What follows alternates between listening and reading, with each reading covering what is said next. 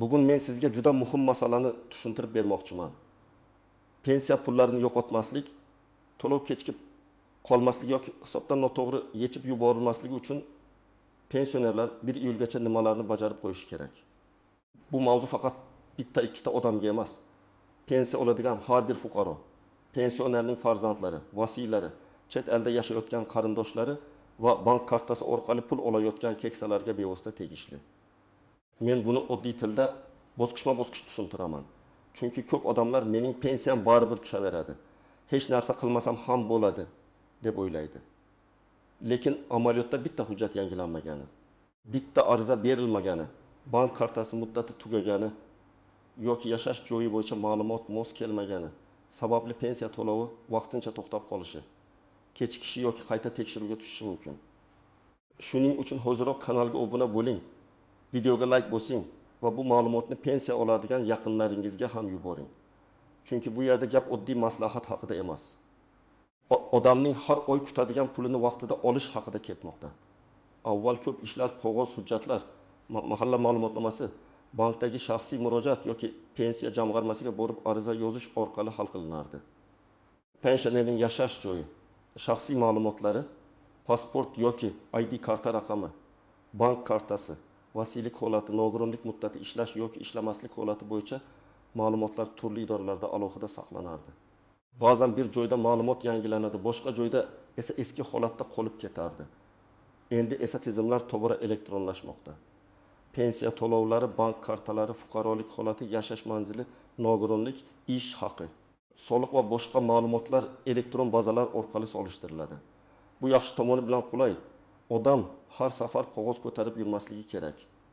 Lekin boshqa tomoni ham bor. Agar bazada ma'lumot noto'g'ri chiqsa, odam o'z vaqtida xabar bermasa yoki hujjatini yangilamasa, tizim pensiya to'lovini tekshiruvga qo'yishi mumkin. Mana shu sababli 1 iyulgacha pensionerlar eng avvalo o'z ma'lumotlarini tartibga keltirib qo'yishi kerak. Men bu yerda qo'rqitmoqchi emasman. Maqsadim aniq. Siz keyin bankka, mahallaga, pensiya jamg'armasiga yugurib yurmasligingiz uchun oldindan tayyor bo'ling. Birinchi muhim masala. Pensiya faqat tayinlanganidan keyin avtomatik kelaveradigan pul emas. Pensiya to'lovi davom etishi uchun pensioner haqidagi asosiy ma'lumotlar to'g'ri bo'lishi kerak. Masalan, shaxsning tirikligi, doimiy yoki vaqtincha yashash manzili, bank rekvizitlari, shaxsni tasdiqlovchi hujjatlari, nogironlik muddati, boquvchisini yo'qotganlik pensiyasi bo'lsa, farzandning o'qish holati. Vasiy orqali olinayotgan bo'lsa, vasiyning hujjatlari muntazam mos kelishi zarur. Oddiy misol keltiraman. Toshkent viloyatida yashovchi 68 yoshli opa pensiyasini bank kartasiga oladi. Uning bank kartasi iyun oyida tugaydi. Opa buni sezmaydi. Chunki kartaning ustiga yozilgan muddatga e'tibor bermagan. Iyul oyida pensiya ajratiladi, lekin karta faol bo'lmagani uchun pul tushmaydi yoki qaytariladi. Opa pensiyamni kesib qo'yishdi deb xavotir oladi. Aslida muammo pensiyaning o'zida emas, bank kartasida. Agar u 1 yilgacha bankka borib kartasini yangilab olganda bunday muammo bo'lmasdi. Yana bir misol. Bir pensioner eski pasport bilan pensiya tayinlatgan. Keyin ID karta olgan, lekin yangi hujjat ma'lumotlarini bankda yoki pensiya jamg'armasida yangilatmagan. Elektron bazada bir joyda eski pasport raqami, boshqa joyda ID karta raqami chiqadi. Bunday holatda to'lov butunlay yo'qolib ketmaydi. Lekin aniqlashtirish talab qilinishi mumkin. Aniqlashtirish esa vaqt oladi. Odam 5 kun, 10 kun yoki undan ko'proq kutib qolishi mumkin. Keksalar uchun esa har bir kun muhim. Chunki dori-darmon, kommunal to'lov, oziq-ovqat pulga bog'liq. Men birinchi navbatda bank kartasi orqali pensiya olayotgan pensionerlarga e'tiborli bo'lishni maslahat beraman. Kartangizning amal qilish muddati tugamayaptimi? Kartangiz bloklanmaganmi? SMS xabarnoma ulanganmi? Telefon raqamingiz o'zingizniki yoki farzandingiznikimi? Bank ilovasida karta faol ko'rinayaptimi? Shularni tekshirib qo'ying. Agar karta muddati iyul yoki yaqin oylarda tugayotgan bo'lsa, kutib o'tirmang. Bankka boring. Yangi karta oching yoki mavjud kartani almashtiring. Chunki pensiya tushadigan hisob to'g'ri va faol bo'lishi kerak. Ikkinchi guruh. Hujjatini yaqinda almashtirgan pensionerlar, pasportdan ID kartaga o'tganlar, familiyasi o'zgarganlar, yashash manzilini o'zgartirganlar, boshqa tuman yoki viloyatga ko'chganlar albatta ma'lumotlarni tekshirtirishi kerak. ko'p odam propiska elektron bazada bor-ku deydi. Ha, bor. Lekin pensiya to'lovi bo'yicha ma'lumot ham yangilanganmi? Bankdagi shaxsiy ma'lumot ham mosmi? Buni aniqlash kerak. 3-guruh. Nogironlik pensiyasi yoki nafaqasi olayotganlar. Agar nogironlik muddati cheklangan bo'lsa, masalan, yilga, 2 yilga yoki ma'lum sanagacha belgilangan bo'lsa, muddat tugashidan oldin tibbiy ko'rik. TMMK yoki tegishli komissiya hujjatlarini tayyorlash kerak. Agar odam muddatni o'tkazib yuborsa, keyingi to'lov vaqtincha to'xtashi mumkin. Bu pul butunlay yo'qoladi degani emas, lekin qayta tiklash uchun hujjat, navbat, tekshiruv, tasdiq kerak bo'ladi. Shuning uchun muddat tugashini kutmasdan oldindan harakat qilish kerak. 4-guruh boquvchisini yo'qotganlik pensiyasi olayotgan oilalar. Masalan, 12 yoshdan oshgan, lekin kunduzgi ta'limda o'qiyotgan farzand pensiya olishni davom ettirishi mumkin bo'lgan holatlar bor. Bunday vaziyatda o'qish joyidan ma'lumotnoma, talabalik holati, o'qishni davom ettirayotganini tasdiqlovchi hujjatlar kerak bo'lishi mumkin. Agar bola o'qishni tugatgan, akademik ta'til olgan yoki sirtqi ta'limga o'tgan bo'lsa, bu pensiya huquqiga ta'sir qilishi mumkin. Shu sababli bunday oilalar ham 1 iyulgacha o'z holatini aniqlashtirib qo'yishi zarur. 5-guruh pensiyani boshqa odam orqali olayotganlar. Ba'zi keksalar yura olmaydi, kasal. Uzoq qishloqda yashaydi yoki banka borishga qiynaladi. Ularning pensiyasini farzandi, nabirasi yoki ishonchli vakil oladi. Bu holatda ishonma muddati vasiyning hujjati. Pensionerning roziligi va bankdagi tartiblar to'g'ri bo'lishi kerak. Ishonchnoma muddati tugagan bo'lsa, bank pul bermaydi. Bu bankning injiqligi emas, qonuniy talab. Shuning uchun ishonchnomani ham tekshirib qo'ying. Agar sizning ID kartangiz amalda bo'lsa, yashash manzilingiz o'zgarmagan bo'lsa, bank kartangiz faol bo'lsa, pensiya har oy muntazam tushayotgan bo'lsa, nogironlik yoki boshqa maxsus holat bo'yicha muddati tugaydigan hujjatingiz bo'lmasa, sizda katta xavotirga sabab yo'q. Lekin baribir tekshiruv qilish zarar qilmaydi. Men har doim shunday deyman. Ma'lum chiqqandan keyin yugurgandan ko'ra 10 daqiqa vaqt ajratib oldindan aniqlashtirish arzonroq va osonroq. Masalan, bir pensioner har oy 1.200.000 so'm pensiya oladi. U hammasi joyida deb yuradi. Lekin telefon raqami eski, bankdagi SMS boshqa raqamga ketadi. Karta muddati tugashiga 2 kun qolgan. Agar buni oldindan bilsa, muammo yo'q. Agar bilmasa, pensiya tushgan-tushmaganini ko'ra olmaydi. Karta ishlamay qoladi. Keyin bankka borib navbat kutadi. Demak, xavotir bo'lmasa ham nazorat bo'lishi kerak. Birinchi ish, shaxsni tasdiqlovchi hujjatingizni tekshiring. ID karta yoki pasport amalda ekanini ko'ring. Hujjatdagi ism, familiya, tug'ilgan sana, JSH raqami bank va pensiya ma'lumotlari bilan mos bo'lishi kerak. Agar yaqinda hujjat almashtirgan bo'lsangiz, eski hujjat raqami bilan qolib ketmaganini aniqlang. Ikkinchi ish, bank kartangizni tekshiring. Kartaning old tomonida amal qilish muddati yozilgan bo'ladi. Masalan, 0624 bo'lsa, bu karta 2024 yil iyun oyigacha amal qiladi degani. 0724 bo'lsa, iyul oyi tugaguncha amal qiladi. Agar muddat yaqin bo'lsa, bankka boring. Pensiya tushadigan karta aynan qaysi bankda ochilgan bo'lsa, o'sha bank filialida yoki bankning rasmiy ilovasi orqali ma'lumot oling.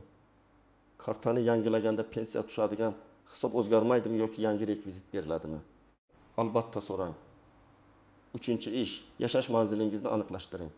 Agar siz bir tumandan boshqasiga ko'chgan bo'lsangiz, pensiya ish hujjatingiz ham mos ravishda o'tganmi? Shuni tekshiring. Ba'zi odamlar Toshkentda farzandinikida yashaydi, lekin ro'yxatda boshqa viloyatda turadi. Agar pensiya bo'yicha xatlar, chaqiruvlar yoki tekshiruvlar eski manzilga bo'lsa, siz bexabar qolishingiz mumkin. Bu ham keyinchalik muammo tug'diradi. 4-ish, telefon raqamingizni yangilang. Juda ko'p pensionerlar bank kartasini farzandining raqamiga ulab qo'ygan. Bu har doim ham yomon emas.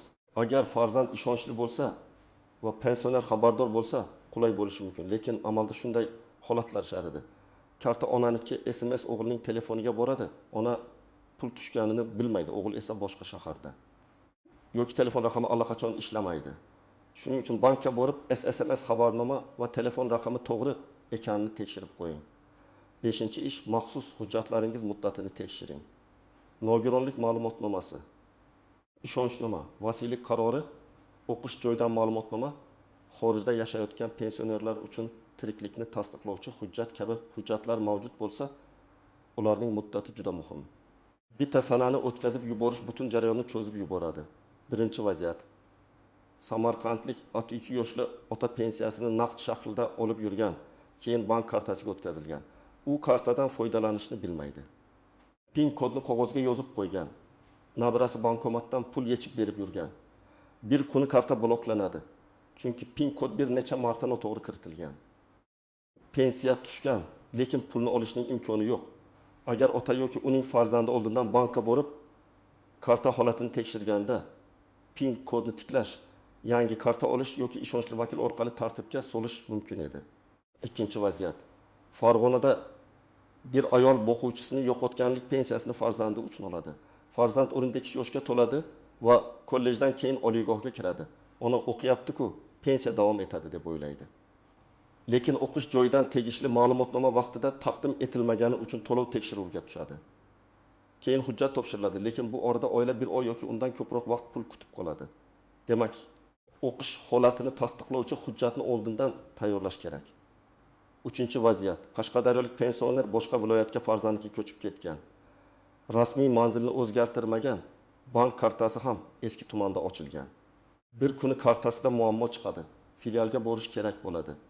Yangi joydagi bank sizning asosiy xizmat ko'rsatuvchi filialingiz boshqa tumanda deb qo'shimcha tekshiruv so'raydi. Odam yoshi katta, yo'lga chiqish qiyin. Agar oldindan manzil, bank va pensiya ma'lumotlari tartibga keltirilsa, bunday qiynalish kamayadi. 4-vaziyat. Nogironlik pensiyasi olayotgan fuqaroning komissiya muddati 30-iyunda tugaydi. U esa iyul o'rtalarida boraman deb yuradi. Natijada iyul uchun to'lov vaqtincha ushlanadi. Keyin komissiyadan o'tadi. Hujjat tiklanadi, lekin pulni qayta hisoblash va chiqarish vaqt oladi. Shuning uchun agar muddat iyulgacha yoki shu atrofida tugasa, hozirdanroq harakat qiling. Birinchi nozik jihat shuki, pensiya to'xtashi har doim pulni olib qo'yishdi degani emas. Ko'pincha bu vaqtincha to'xtatish, aniqlashtirish yoki hujjat yetishmasligi bo'ladi. Lekin odam uchun farqi yo'q. Pul vaqtida kelmasa, baribir muammo. Shuning uchun keyin hal bo'ladi deb emas, hozir oldini olaman deb harakat qilish kerak. Ikkinchi nozik jihat. Bankdagi muammo bilan pensiya jamg'armasidagi muammoni adashtirmang. Agar pensiya tayinlangan, lekin karta ishlamasa, muammo bankda bo'lishi mumkin. Agar bank kartasi yaxshi, lekin to'lov umuman ajratilmagan bo'lsa, pensiya jamg'armasidan aniqlashtirish kerak. Shuning uchun bitta joydan javob ola olmasangiz, ikkinchi joyga murojaat qiling. Bank aytdi, demak pensiya kesilgan deb xulosa qilish noto'g'ri. Uchinchi nozik jihat. Plastik kartaga tushgan pulni begona odamga ishonib topshirmang. Ko'p pensionerlar kartasini, PIN kodini, telefon raqamiga kelgan SMS kodni qarindosh yoki qo'shniga berib qo'yadi. Men buni juda xavfli deb hisoblayman. Chunki karta orqali faqat pensiya yetish emas, turli to'lovlar, o'tkazmalar ham amalga oshirilishi mumkin. Agar pul yo'qolsa, keyin isbotlash qiyin bo'ladi. PIN kodni hech kimga aytmang.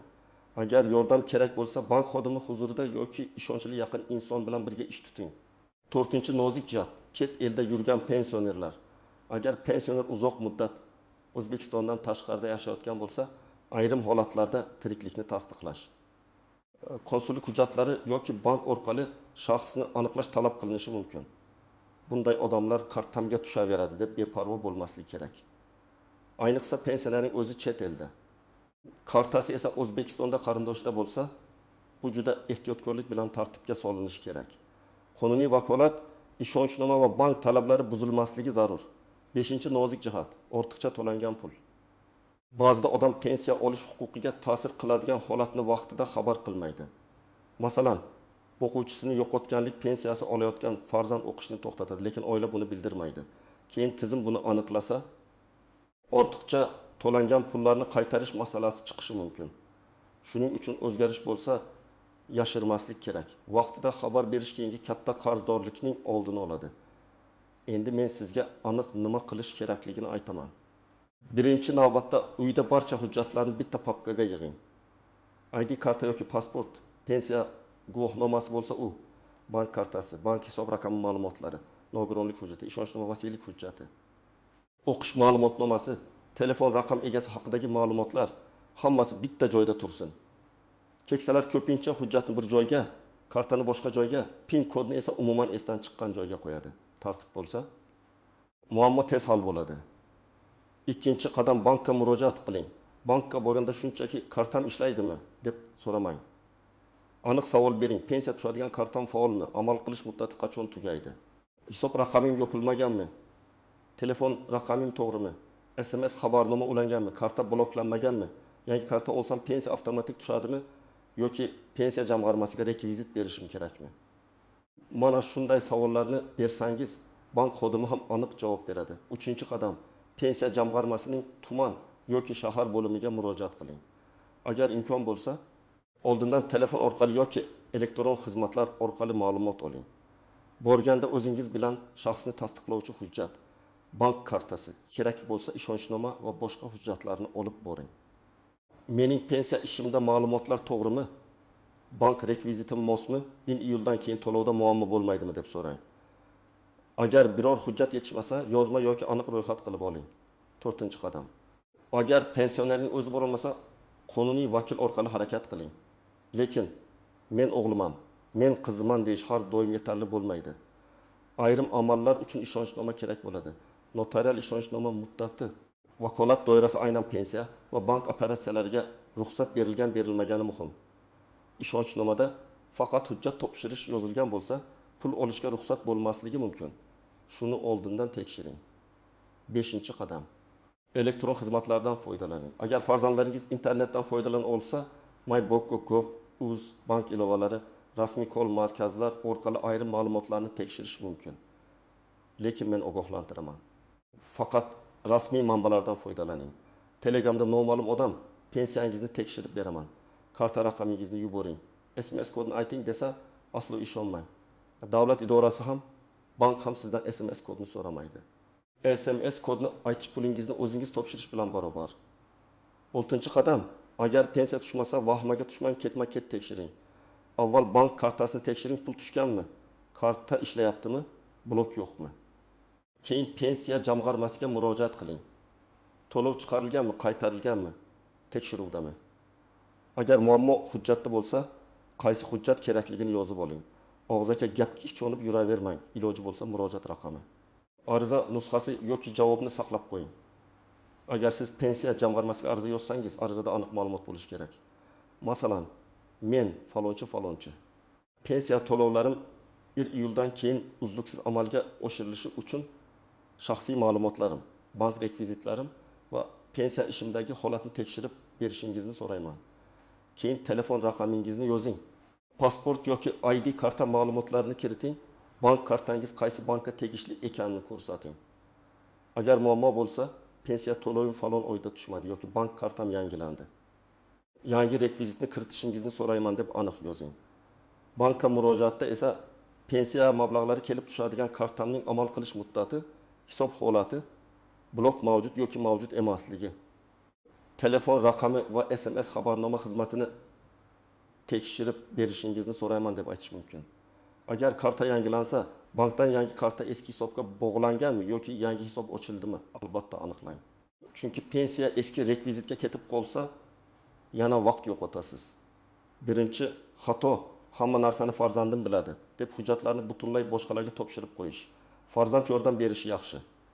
Lekin pensionerning o'zi ham kamida asosiy narsalarini bilishi kerak. Qaysi bankdan pensiya oladi? Karta muddati qachon tugaydi? Taxminan qancha pul tushadi? SMS qaysi raqamga keladi? Ikkinchi xato, pin kodni karta ustiga yozib qo'yish. Bu juda xavfli. Karta yo'q bo'lsa pul ham ketishi mumkin. Pin kodni alohida, begona odam tushunmaydigan tarzda saqlash kerak. Eng yaxshisi yodda tutish kerak. 3-xato. Hujjat muddati tugaganini bilib turib oxirgi kungacha kutish. Ayniqsa iyun oyida banklarda, idoralarda navbat ko'payishi mumkin. Hamma 1 iyul oldidan yugursa, sizga ham qiyin bo'ladi. Shuning uchun bugun tekshiring, ertaga emas. 4-xato, mish-mishlarga ishonish. Hamma pensionerlar puldan ayrilar ekan. 1 iyuldan keyin karta ishlamas ekan. Ariza yozmaganlarning pensiyasi yonib ketar ekan degan gaplar ko'pincha aniq manbaga ega bo'lmaydi. Men sizga qo'rqib yurishni emas, hujjatlarni tekshirib, xotirjam bo'lishni tavsiya qilaman. Rasmiy idora, bank va qonuniy tartibga tayaning. Demak, 1 iyulgacha eng muhim vazifa pulni yo'qotmaslik uchun hujjatlarni, bank kartasini, yashash manzilini, telefon raqamini va maxsus ma'lumotnomalarini tekshirib qo'yishdir. Pensiya to'lovi ko'pincha o'z-o'zidan yo'qolib ketmaydi. Lekin noto'g'ri ma'lumot, muddati tugagan karta, yangilanmagan hujjat yoki kechiktirilgan ariza sababli pul kechikishi mumkin. Keksalar uchun esa kechikkan har bir kun real muammo. Doriga, oziq-ovqatga, kommunal to'lovga ta'sir qiladi. Men ekspert sifatida sizga eng oddiy, lekin eng foydali maslahatni beraman. 1 iyulgacha kutmang. Bugunoq tekshirishni boshlang. Avval kartangizni ko'ring, keyin hujjatlaringizni tartiblang. Zarur bo'lsa, bank va pensiya jamg'armasiga boring. Agar oilangizda pensioner ota-ona, buvi-bobo, nogironlik nafaqasi oluvchi yoki boquvchisini yo'qotganlik pensiyasi oluvchi inson bo'lsa, ularga yordam bering. Ular ba'zan bu tartiblarni bilmasligi yoki tushunmasligi mumkin. Sizning hududingizda bu masala bo'yicha qanday holatlar bo'lyapti? Pensiya vaqtida tushyaptimi? Bank kartasi yoki hujjat bilan muammo bo'lganmi? Izohlarda yozib qoldiring. Bu boshqa tomoshabinlarga ham foydali bo'ladi. Videoga like bosing, kanalga obuna bo'ling va bu ma'lumotni pensiya oladigan yaqinlaringizga yuboring. Chunki bitta vaqtida qilingan tekshiruv bir oylik pensiya kechikishining oldini olishi mumkin.